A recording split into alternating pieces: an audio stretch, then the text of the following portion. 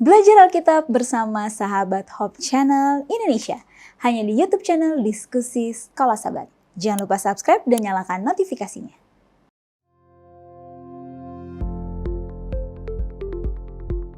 Tapi kalau untuk orang-orang beriman, yang menjatuhkan kita itu biasanya adalah hal-hal yang berasal dari Tuhan. Oke.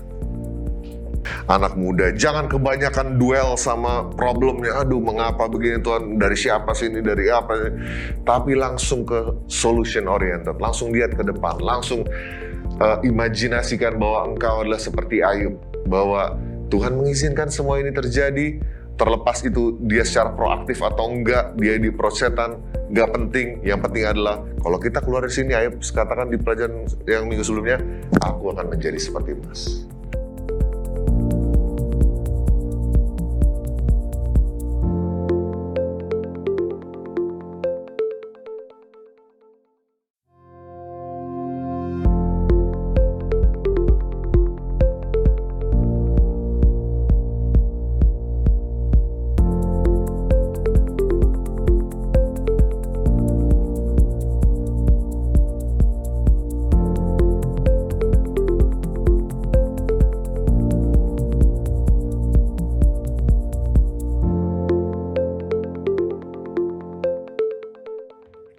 Shalom sahabat Hope Channel Indonesia di mana saja Anda berada. Kita bertemu kembali dalam program Diskusi Sekolah Sabat.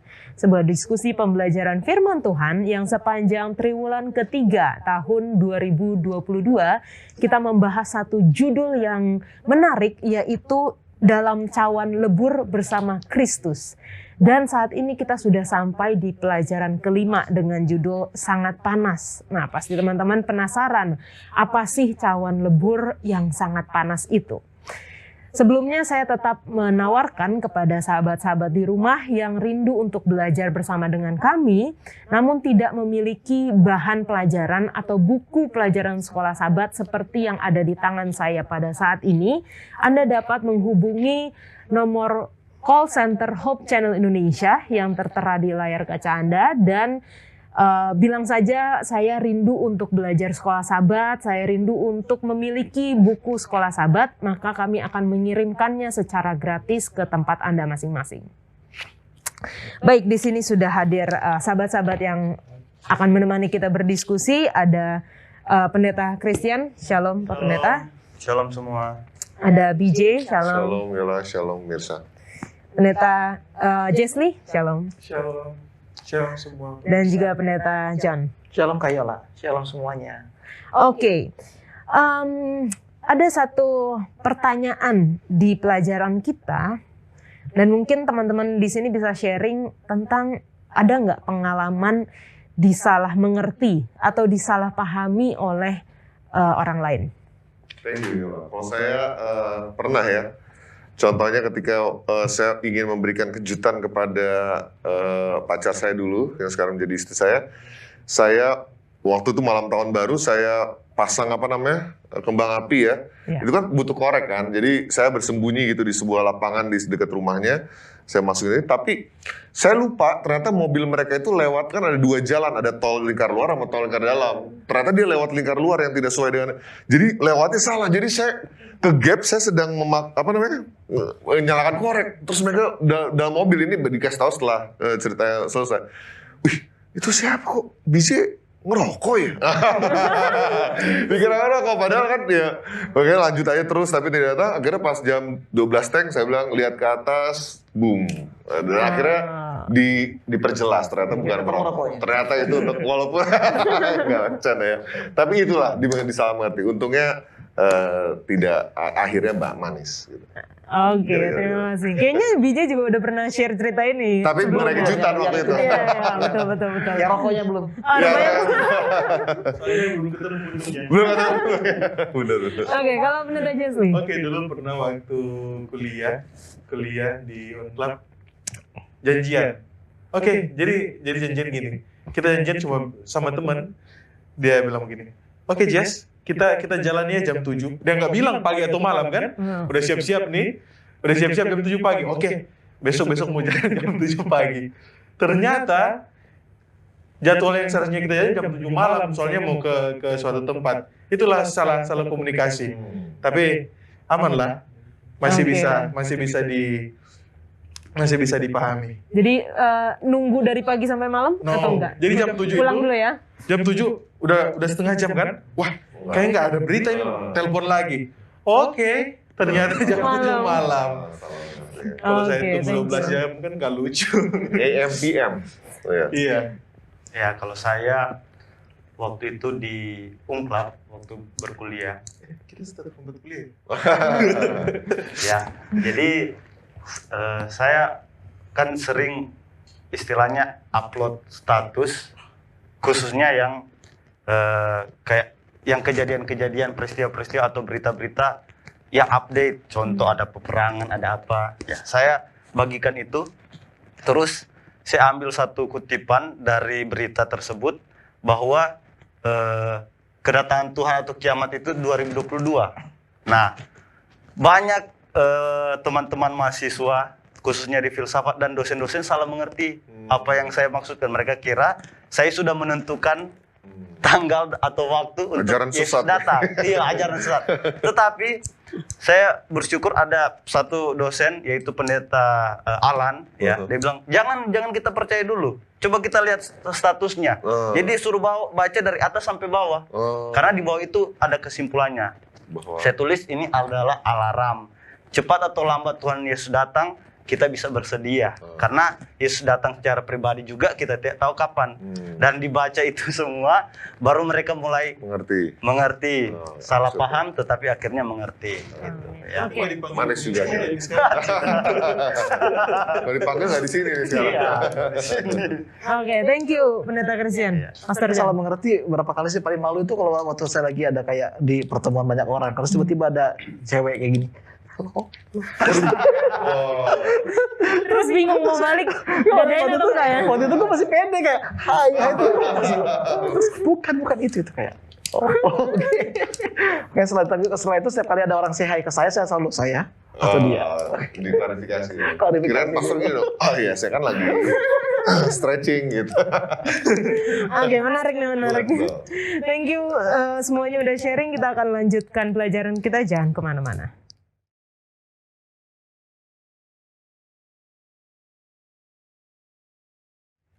Kita lanjutkan pelajaran kita dan di pelajaran ini kita melihat bahwa beberapa cerita di dalam Alkitab menunjukkan bagaimana Allah itu bisa disalah mengerti, disalahpahami oleh orang-orang yang membaca cerita ini. Contohnya ketika Abraham disuruh untuk mengorbankan anaknya, atau ketika Hosea disuruh Tuhan untuk tetap menerima istrinya yang berselingkuh, ataupun juga Ayub yang out of nowhere tiba-tiba kena malapetaka yang begitu besar, bukan hanya atas dirinya, keluarganya, tapi juga semua harta miliknya. Nah, dari teman-teman dulu, kira-kira apa yang teman-teman bisa pelajari dari pelajaran sepanjang pekan ini? Oke, thank you Kak Yola. Jadi pelajaran pekan ini ialah yang pendapat cawan itu sangat-sangat panas. Cawan tempur itu sangat-sangat panas. Kenapa? Karena dia ingin membentuk. Terlebih khusus, kita selalu ingat bahwa Tuhan selalu ibaratkan kita seperti emas. Titik didih emas ialah 1000 derajat Celcius. Berarti sangat-sangat panas. Dan perlu sangat-sangat panas ini untuk mengubahkan kita. Sama seperti cerita-cerita Alkitab ini, penderitaan yang mereka alami itu bukan hal yang mudah loh. Abraham, Hosea, Ayub, Rasul Paulus, bukan hal yang mudah yang bisa kita, itu mah cuman ujian biasa, no. Itu sangat-sangat menyakitkan dan sangat-sangat mungkin dalam pikiran mereka tertekan saat itu. Tapi ingat, di akhir ada sesuatu harapan yang Tuhan selalu berikan. Dan mereka tiap hari bertumbuh makin hari makin setia dan bergantung. Itu yang saya dapat dari pelajaran Sabat ini. Oke. Thank you, Yola. Saya menarik yang mengenai cerita Abraham ya, bahwa selama ini kita pikir, wah gila ya kok Abraham mau yang memberikan anaknya gitu ketika diminta Tuhan, itu kan crazy ya. Mungkin kita sekarang, zaman sekarang, bagi kita yang sudah punya anak, nggak pernah tersirat hal tersebut. Mau itu yang minta setan, Tuhan, atau siapapun, itu kayaknya just crazy. Karena kita nggak bisa, tidak membunuh, tapi ini bahkan anak kita sendiri. Tapi ternyata dibilang oleh penulis Kristen di sini, Nyonya White, dibilang apa? Kenapa diizinkan itu terjadi kepada Abraham? Agar dia dapat mengerti dari pengalamannya sendiri sesuatu mengenai kebesaran daripada pengorbanan yang diadakan oleh Allah yang Maha Kuasa untuk penebusan manusia, yaitu mengorbankan anaknya.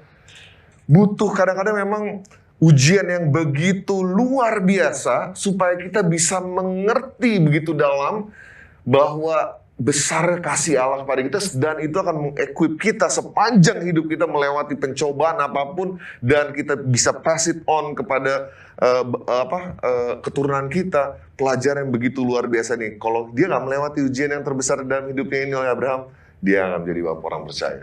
Dia akan menjadi bapak luhur Yesus Kristus penebus kita. Jadi pelajaran kelima ini tentang sangat panas ya judulnya. Saya ambil contoh tentang tukang periuk saja, karena tadi sudah dicontohi tentang emas. Saya ambil contoh tukang periuk yang terdapat dalam kitab Yeremia, Yeremia 18. Di situ menceritakan tentang bagaimana tukang periuk membuat atau mengolah tanah liat menjadi sesuatu yang berharga. Ya, saya dapat istri di Pulutan, itu kampung yang mengolah tanah liat menjadi guci, menjadi barang antik, menjadi patung dan lain sebagainya. Saya lihat itu prosesnya luar biasa. Dari dibentuk, diinjak-injak, ya kan, diputar, dibentuk, terus dijemur, diterik panas yang sangat panas, lalu kemudian dikasih masuk lagi di tempat kayak dapur api yang begitu panas. Itu beberapa jam ditunggu baru bisa kuat. Lalu dikasih keluar, dipanaskan kembali. Begitu banyak proses yang terjadi. Dan di dalam Yeremia 18, di situ dikatakan ketika tukang periuk mengolah tanah liat itu dan rusak, dia akan membentuk dengan bentuk yang lain yang lebih baik dan lebih indah. Jadi pelajaran di sini mengajarkan kepada kita dan membawa pikiran kita tentang bagaimana Yesus itu lebih daripada tukang periuk. Dia tahu apa yang dapat membentuk diri kita menjadi lebih baik. Dia tahu apa yang membuat diri kita untuk iman kita dikuatkan. Walaupun kadangkala kita tidak tahu kenapa hal ini terjadi. Tetapi Allah tahu ke depannya kita bisa lebih baik dan tabiat kita akan serupa dengan Yesus. Amin. Ya, crucibles. Okay. Dan apa hubungannya dengan extreme heat? Apa yang membuat crucible begitu? Apa yang membuat ujian dan pencobaan itu begitu berat dalam kehidupan kita? Karena kita nggak tahu ujungnya akan jadi seperti apa. Oke, unexpected, nggak diduga. Unexpected ending, ya. Oke, jadi kalau misalnya kita bilang nih, Pastor Jaslyn, bakal menikah 20 tahun lagi. Bakal sedih nggak? Kalau misalnya Tuhan udah bilang dari awal sama lo, Sedih tapi paling enggak. Iya, paling nggak lu udah tahu kan? Dia ada tanggalnya. Karena lu udah tahu. Iya. Iya. Gimana kalau misalnya Tuhan udah bilang sama lu kalau lu bakal ketemu cewek, dan dalam tempo 3 tahun kalian akan menikah, tapi kemudian, ya punya anaknya 7 tahun lagi. Itu pasti nggak akan jadi ujian. Iya. Dan jadi yang membuat crucibles itu menjadi begitu sulit dilalui bukan karena ujiannya, tapi karena elemen unexpectedness-nya itu yang kita nggak duga, yang kita nggak End sangka. result-nya. Ya, jadi gue pernah waktu itu saya ada anggota jemaat kan, dia baru menikah, langsung dikasih bayi, tapi setelah 6 bulan langsung meninggal bayinya. Aduh. Dan yang buat dia sedih itu dia bilang sama Pak Pendeta waktu itu, kami siap untuk semuanya, kami siap untuk menghadapi kesulitan ekonomi, kami siap untuk menghadapi masalah-masalah pernikahan, tapi kami nggak pernah expect akan kehilangan bayi. Dan itulah yang membuat crucibles itu, pencobaan itu begitu sulit. It is so unexpected. Itulah kenapa disebut sebagai extreme heat. Karena ya kadang-kadang extreme heat itu datang di waktu-waktu kita nggak duga. Begitu sih. Oke, thank you penjelasan Bapak Pendeta. Kita akan lanjutkan pelajaran kita setelah yang satu ini.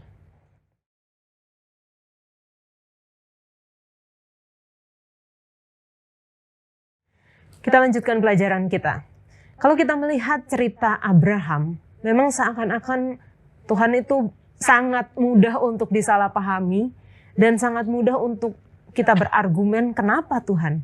Kenapa Abraham? Atau kalau saya adalah Abraham, kenapa saya harus memberikan anak saya?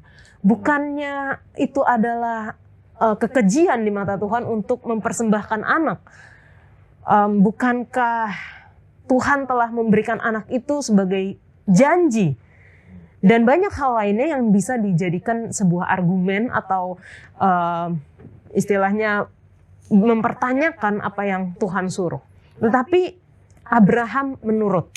Nah, coba dari teman-teman, apa yang kita bisa gali lebih dalam dari pengalaman Abraham ini? Mungkin dari Pendeta Christian terlebih dahulu. Jadi banyak orang yang salah artikan yang sudah disampaikan tadi, dan banyak juga yang bertanya kepada saya tentang Abraham ini, cerita Abraham. Kok dibilang pencobaan itu bukan dari Allah? Kenapa sepertinya Abraham ini dicobai? Ya kan?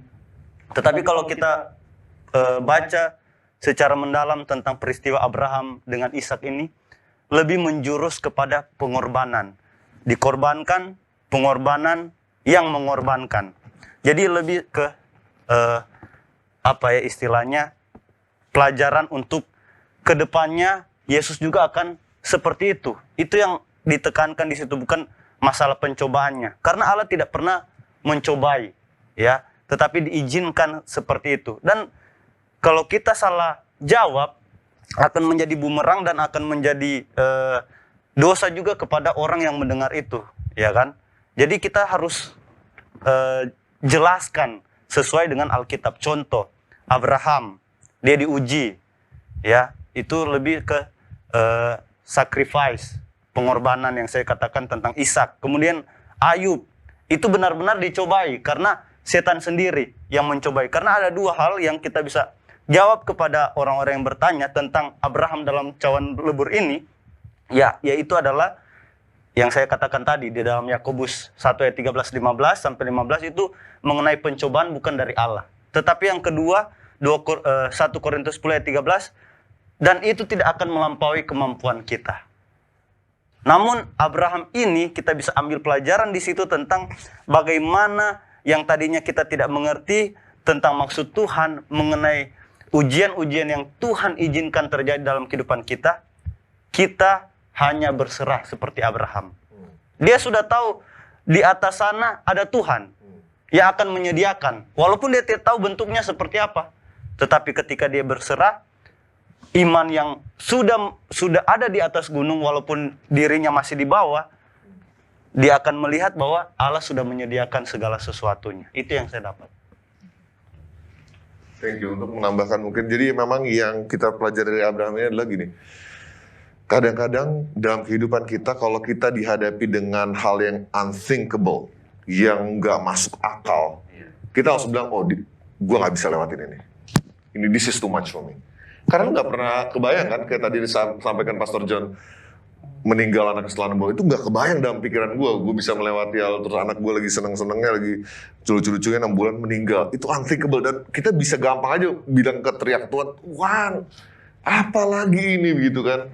Tapi justru betul sampai bahwa Tuhan tidak akan membiarkan kita dicobai melebihi dari batasan yang kita mampu. Masalah kadang-kadang kita yang menentukan batas kita sendiri. Itu yang menjadi salah pahaman tadi itu, bahwa maksud Tuhan adalah batasmu, saya yang tahu. So leave it to me. Jangan leave it to your own understanding. Itu yang dilakukan Tuhan. Dan ketika kita menghadapi sesuatu yang unthinkable ini, contohlah apa yang Abraham lakukan. Dia nggak langsung say no kepada Tuhan, dia nggak langsung ini, tapi dia merenung, dia berdoa kepada Tuhan, dia tahu, mau mengingat lagi ini suara Tuhan, terus juga dia tidak membiarkan pikiran manusia dia yang take control, tapi dia izinkan bahwa Tuhan yang tidak ada tanpa batas ini yang dapat melakukan apapun, literally apapun, mau dia dibangkitkan kembali ketika disembelih, mau dia ada pengganti tadi disampaikan, apapun, jangan mengotak-otakan Tuhan. Seperti Abraham yang lakukan ini, dia tidak mengotakkan Tuhan, dia biarkan. Bukan karena dia tidak menyayangi anaknya, justru karena dia lebih menyayangi Tuhan dari segala apapun. Dia percaya apapun yang dia dapati itu semua berasal dari Tuhan. Oke, Pastor Yun, mungkin ini pertanyaan yang sering ditanyakan sama orang-orang, apa bedanya pencobaan dan ujian? Well, iya apa bedanya ya? Kalau tadi dibilang dari apa yang dibilang sama Bang BJ dan juga Pastor Christian, ujian itu nggak pernah melampaui kekuatan kita. Tapi tadi Bang BJ ada satu hal menarik yang dibilang bahwa batasan kekuatan kita itu terkadang bukan kita yang tahu, tapi Tuhan. Nah masalahnya adalah supaya kita mengetahui batasan kekuatan itulah Tuhan berikan ujian. Jadi contohnya, kenapa harus anak? Kenapa nggak istri? Karena supaya dia mengerti bahwa Allah memberikan anak ya kan. Iya, tapi itu menarik banget kan. Coba kalau kita baca lagi ya, Kejadian 22 ayat 2. Firman-Nya, ambillah anakmu yang tunggal itu, yang engkau kasihi, yakni Ishak. Kenapa nggak dari awal dibilang ambillah anakmu Ishak? Iya. Karena begitu besar kasih Allah dia mengarikan anaknya. Belum sampai situ. Oh belum situ. Belum. Oke. Tapi kenapa harus anak? Ya karena mungkin di sini. Tapi sebelum gue ngomong lebih jauh. Dan kira-kira Abraham tahu nggak kalau ini semua adalah ujian? Tidak. Awalnya mungkin dia nggak tahu. Kalau kan Tuhan itu maha tahu. Kalau begitu dia udah tahu dong seharusnya kualitas iman Abraham itu segimana. Kenapa harus diuji? Kan kita masuk ke ranah teologi sekarang. Kenapa harus diuji lagi? Dan kenapa Abraham mau aja begitu Tuhan minta itu anak? Karena di sini ada dilema teologi yang harus kita dalami. Kenapa? Kalau kita bisa mengerti ini, iman kita itu bisa kuat. Bagaimana kalau sebenarnya Abraham telah mendewakan Ishak dalam kehidupannya? Itu makanya dibilang oleh Tuhan, ambillah anakmu yang tunggal itu. Perlahan loh.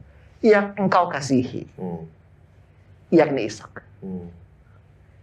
Jadi selama ini ya kita selalu berpikir bahwa yang menjatuhkan kita itu biasanya adalah hal duniawi ya. Enggak. Tapi kalau untuk orang-orang beriman, yang menjatuhkan kita itu biasanya adalah hal-hal yang berasal dari Tuhan. Itu makanya Abraham nggak komplain. Karena mengidolakan. Karena dia tahu bahwa ini ada, ya dia tahu bahwa selama ini dia telah membuat Ishak itu segalanya, dan dia tahu bahwa ini adalah ujian dari Allah yang harus dia lalui. Betul.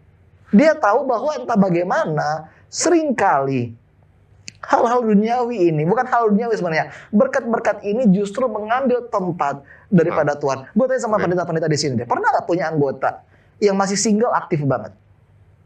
Ada, banyak. Tapi begitu menikah, langsung hilang. Oh, make sense. Pernah nggak punya anggota jemaat yang sebelum kerja, aktif banget. Benar. Sibuk pelayanan sana sini. Benar. Tapi begitu dapat kerja, hilang. Dari peredaran. Ya, jadi kenapa ujian itu diperlukan? Supaya untuk mengikis cinta kita pada diri kita sendiri. Amin. Supaya kita melihat ilah-ilah palsu mana yang ada dalam diri kita. Dan kadang-kadang ilah-ilah itu bukan sekadar bersifat lagu-lagu duniawi, K-pop segala macam, bukan. Karena itu sesuatu yang bagus. Tapi karena berlebihan. Tapi ketika semua itu mengambil tempat Tuhan, well, I think that's the pitfall. Amin. Jadi itu apakah Abraham tahu kalau dia sedang diuji? Dia tahu. Dia tahu itu, makanya dibilang ketika Ishak bertanya, mana dombanya? Abraham berkata, Tuhan sendirilah yang akan menyediakan. Dia tahu bahwa kali ini Tuhan ingin mengukur imannya. Dan ketika semua ujiannya itu selesai, Tuhan berkata, sekarang aku mengetahui seberapa besar imanmu. Sebenarnya bukan Tuhan mengetahui, tapi sekarang Abraham mengetahui seberapa besar kasihnya kepada Tuhan. Itu nggak make sense. Very nice perspective. Sama aja kayak kita bilang kan, gimana kalau misalnya Tuhan operin sama lo tuh suruh, tolong kasih melodi ke Jaslyn, ke Pastor Jaslyn. Itu kayak, ya ampun Tuhan. Sebeli lah, bilang aja lah. Kalau Jaslyn yang untuk Pastor Jaslyn besarin, it doesn't make sense. Tuhan mau supaya orang yang pendeta muda, yang saya nggak kenal harus urus anak saya. Benar. Tapi itulah Tuhan selalu menguji kita bukan dengan hal yang kita benci, tapi dari hal-hal yang kita kasihi. Amen. Oke. Nah, ini kadang-kadang orang-orang Kristen ini suka mengidolakan tokoh-tokoh Alkitab. Oh, saya ingin menjadi Abraham, saya ingin menjadi Daniel gitu ya contohnya. Tapi kalau kita dalami ceritanya dan kita berada di dalam posisi mereka, contohnya saya suka Yusuf, saya mau jadi Yusuf. Ketika kamu dibuang sama saudaramu dan ketika kamu dijual, ketika kamu dipenjara, apakah kamu sanggup gitu untuk menjalani itu? Ataukah kalau saya ya mungkin melihat cerita-cerita yang ada di sini, saya jadi anggota biasa aja lah. Saya nggak mau jadi Paulus lah, saya jadi anggotanya aja yang nggak usah di-mention namanya di Alkitab, tapi anggota yang setia, yang ya tetap berada dalam kebenaran, tapi nggak usah segitunya lah gitu. Sama seperti ujian yang Tuhan suruh kepada Hosea. Oke, kita kalau ngajarin ke anak-anak gitu ya, udah punya anak, sharing ya. Tapi kalau untuk urusan istri, disuruh Tuhan, dia sharing gitu sama orang lain, ambil lagi gitu ya, ambil lagi. Kira-kira ini cowok semua nih di sini. Saya mau tanya dulu, briefly aja dulu, gimana kalau misalnya aja ya, istri kalian selingkuh, apakah kalian masih mau ambil lagi gitu? Dan bukan cuma sekali loh, berulang-ulang kali. Mungkin yang belum dulu. Berat banget. Ngebayangin Oh, aja ini udah kita harus berat pastikan banget ya. istri kita melihat. Oke, pendeta Jesni lah dulu ya. Contoh, aku kan belum nikah. Terus Pacar. Tuhan suruh lo ke Ciptaan Fashion Week terus cari cewek di sana. Gimana menurut lo? berat sekali lah. Berat. Sama kurma. Waduh. Tapi itulah yang kita lihat di sini, imannya Hosea. Bayangin loh. Begitu besar kasih sayang, begitu besar penurutan yang dia punya sama Tuhan. Kita yang di sini semua cowok yang nonton juga. Adakah yang mau begitu? Apalagi kalau kita tahu. Saya rasa. Apalagi kita menjaga betul-betul. Coba bayangin, Hosea dari kecil dia jaga betul-betul pergaulannya, perkembangannya, dirinya dia jaga betul-betul. Terus dia Tuhan suruh ini. Iya. Wow. Itu yang kita mesti belajar dari Hosea loh. Iya. Saya aja jujur nggak mungkin. Mungkin saya tolak. Iya. Mungkin saya tolak kalau saya di tempat Hosea. Iya. Tapi dia berikan kepada kita teladan. Oke, Pastor John. Kenapa? Sorry. Ini apakah ini pelajaran literal atau ini kan kita tahu bahwa ini simbol bahwa ini kasih Tuhan kepada bangsa Israel yang terus-menerus mengecewakan Tuhan, tapi Tuhan tetap ambil kembali gitu.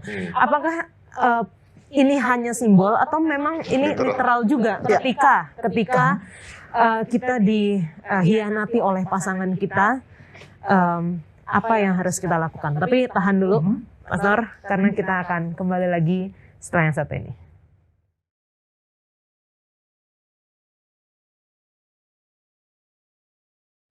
Oke, silakan Pastor John. Dia apakah ini literal atau simbolikal? Secara narasi ini memang kejadian yang terjadi.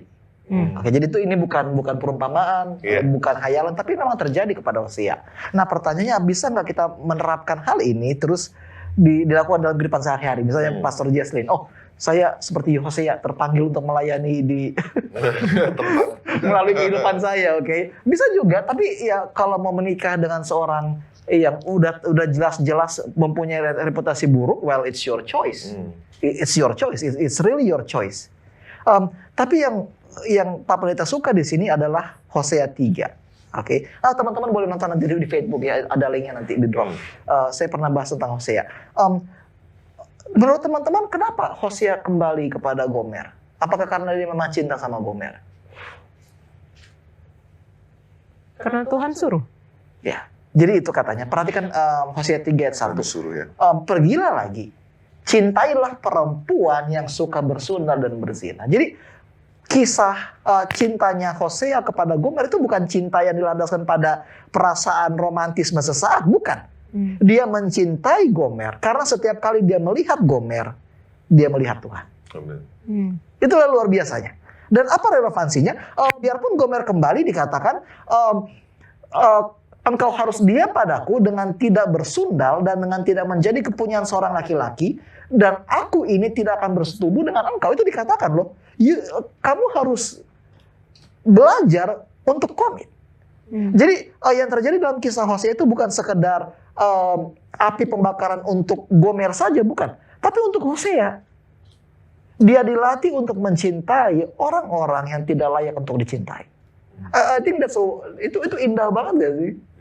Jadi melalui kehidupannya kita melihat refleksi Yesus. Bisa nggak kita mencintai seseorang bukan karena apa yang dia miliki, tapi karena Tuhan yang menyuruh kita untuk berbuat demikian. Jadi ya literal secara cerita, tapi untuk implikasi sehari-hari menurut Pak Pendeta itu harus dilihat secara simbolikal. Oke, thank you Pastor John. Ayub, saya rasa nggak tahu ya, mungkin BJ mau nggak kalau jadi Ayub? Kaya banget, Ya, habis itu tiba-tiba down. miskin banget, sakit, nggak punya apa-apa, tapi nanti jadi kaya banget. Kalau tahu alurnya kan seperti itu, akhirnya happy ending mau dong, tentunya kan tadi sudah disampaikan. Tapi kalau cuma dikasih tahu sampai jatuhnya doang, mungkin akan mikir 2 kali.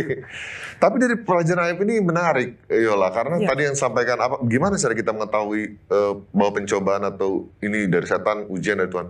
Kita lihat di cerita Ayub dibilang apa di Ayub 1 ayat 8. Apakah engkau memperhatikan hambaku Ayub ketika berkumpul utusan, ada surga dan ada setan di dalam situ. Jadi ternyata Tuhan yang mengarahkan setan untuk mencobai Ayub gitu, atau menguji Ayub. Bukan maksudnya mengarahkan, sepertinya kok mengarahkan. Jadi artinya apa? Nggak penting itu mau berasal dari Tuhan, mau berasal dari setan. Yang penting adalah bahwa bagaimana kita percaya bahwa ujian atau cobaan yang kita sedang lewati ini,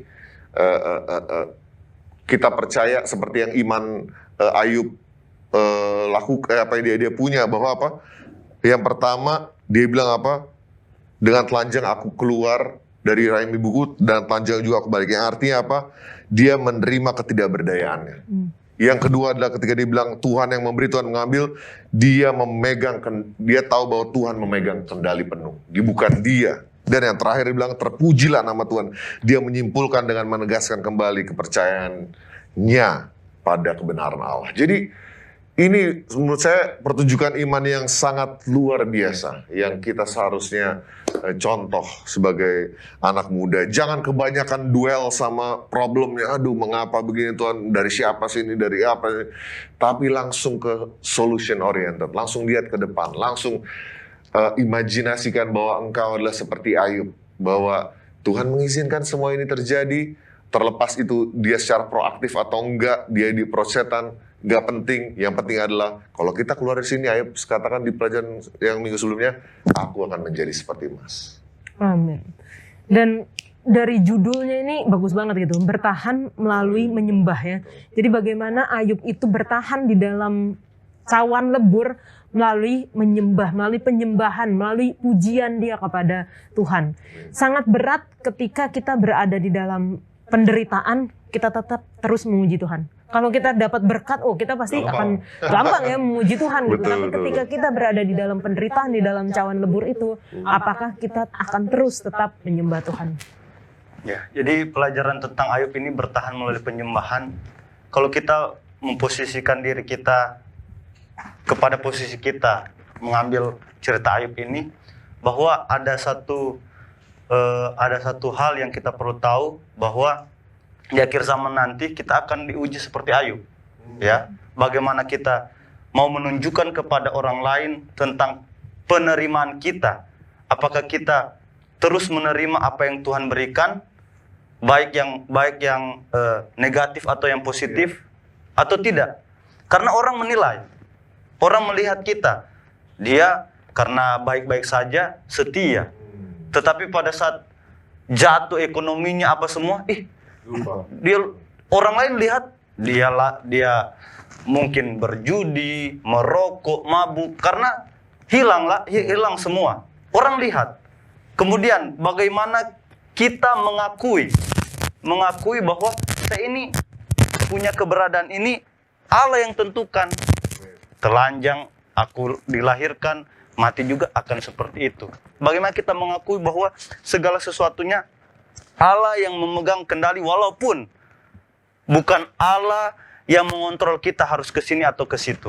Dan yang terakhir tentang kepercayaan, ya kan? Bagaimana kita terus percaya kepada Tuhan. Karena di dalam Wahyu 17 ayat 14 ini saya bisa menyinkronkan untuk pendapat saya bahwa keadaan umat Tuhan di akhir zaman ditentukan dengan Wahyu 17 ayat 14. Saya bacakan ya.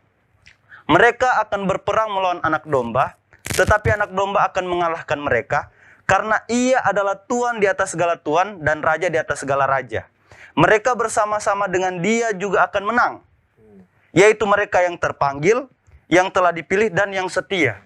Jadi kita umat Tuhan bukan hanya terpanggil saja, oh saya terpanggil untuk melayani, saya terpanggil di gereja untuk menjadi diakon, diakones. Tidak, tetapi ada satu hal lagi yang kita harus dapatkan di situ, yaitu dipilih. Murid-murid Yesus ketika terpanggil, ada yang tidak sampai dipilih. Iya kan? Dari 12 murid. Ada yang mengkhianati Yesus. Ya kan? Bukan hanya sampai situ, tetapi hasil akhir daripada semuanya adalah setia. Ayub setia sampai akhir. Walaupun teman-temannya meninggalkan dia, istrinya, kekayaannya habis, tetapi hasil akhirlah yang menentukan hidupnya ke depan. Ketika dia setia kepada Tuhan, Ayub tetap bertahan melalui penyembahannya. Oke, terima kasih Pendeta Christian. Sekarang kita masuk ke Rasul Paulus, bertahan melalui pengharapan. Silakan Pastor Jesli. Kita lanjut. Kita buka dalam 2 Korintus 1 ayat 8 dan 9. Kita baca sama-sama. Sebab kami mau saudara-saudara supaya kamu tahu akan penderitaan yang kami alami di Asia Kecil. Beban yang ditanggungkan atas kami adalah begitu besar dan begitu berat, sehingga kami pun telah putus asa juga dalam hidup kami. Bahkan kami merasa seolah-olah kami telah dijatuhi hukuman mati. Tetapi hal itu terjadi supaya kami jangan menaruh kepercayaan pada diri kami sendiri, tetapi hanya kepada Allah yang membangkitkan orang-orang mati. Oke, pelajaran di hari Rabu kita belajar tentang hari di mana Rasul Paulus dia katakan dia merasa begitu besar beban yang dia alami, berasa begitu besar, berat, beban-beban yang dia pikul sendiri. Coba kita lihat di dalam kehidupan Rasul Paulus. Kayaknya Tuhan mengizinkan dia menderita dulu, dia terpuruk dulu, baru dia datang kepada Tuhan dan merasakan inilah sebenarnya istirahat yang dia inginkan. Inilah sebenarnya hanya pada Tuhan saja dia merasakan terima kasih Tuhan, penyertaan, perlindungan Tuhan. Hanya kepada Tuhan saja dia boleh merasakan begitu besar kasih sayang Tuhan. Bukan pada dirinya sendiri, dia bukan bergantung pada dirinya sendiri, tapi Tuhan ingin agar kita sama seperti Rasul Paulus. Kita boleh merasakan semua kedamaian, semua kebebasan, istirahat yang sejati itu di dalam Tuhan. Ini yang Rasul Paulus ingin bagikan kepada kita. Sehingga coba kita baca di dalam pelajaran hari Rabu di paragrafnya yang kedua dikatakan, Allah ingin melayani kita kepada orang-orang yang menderita. Ini berarti bahwa kita mungkin pertama-tama mengizinkan untuk mengalami rasa sakit yang sama. Tapi kemudian kita akan memberikan dorongan bukan dari teori tapi pengalaman kita sendiri akan belas kasihan dan penghiburan Allah. Ini adalah prinsip dari kehidupan Yesus. Ini yang Tuhan katakan. Tuhan ingin sama seperti Rasul Paulus, dia rasakan begitu besarnya penderitaan, tetapi apa?